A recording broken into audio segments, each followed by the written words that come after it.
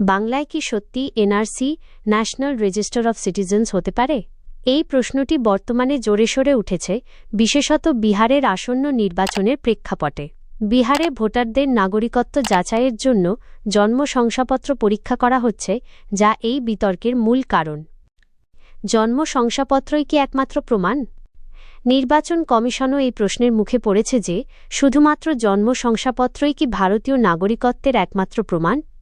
ভারতের মতো বৈচিত্র্যপূর্ণ দেশে যেখানে নথি সংরক্ষণের পদ্ধতি অতীতে ততটা সুসংগঠিত ছিল না, সেখানে জন্ম শংসাপত্র অনেক মানুষের কাছেই নাও থাকতে পারে। এই পরিস্থিতিতে নাগরিকত্ব প্রমাণের জন্য শুধু একটি নির্দিষ্ট নথির উপর নির্ভর করা কতটা যুক্তিযুক্ত তা নিয়ে প্রশ্ন উঠছে। পশ্চিমবঙ্গে এনআরসি এবং বিজেপির অবস্থান। পশ্চিমবঙ্গে বিজেপির নতুন রাজ্য সভাপতি সম্প্রতি এনআরসি প্রসঙ্গে মন্তব্য করেছেন। তিনি বলেছেন, যদি এনআরসি হয় তবে শুধুমাত্র যারা প্রকৃতপক্ষেই বাইরের থেকে এসেছেন তাদেরই দেশ থেকে তাড়ানো হবে। যারা বছরের পর বছর ধরে এই দেশেই বাস করছেন তাদের কোনো ভয় নেই। তার এই মন্তব্যের মাধ্যমে বিজেপি একদিকে যেমন অবৈধ অনুপ্রবেশকারীদের চিহ্নিত করার উপর জোর দিচ্ছে, তেমনি অন্যদিকে স্থানীয় নাগরিকদের মনে এনআরসি এর আতঙ্ক কমানোর চেষ্টা করছে। তবে বাইরের থেকে আসা এবং বছরের পর বছর ধরে বসবাসকারী এই দুইয়ের মধ্যে পার্থক্য নির্ধারণের প্রক্রিয়াটি কেমন হবে তা নিয়ে এখনও স্পষ্টতা নেই।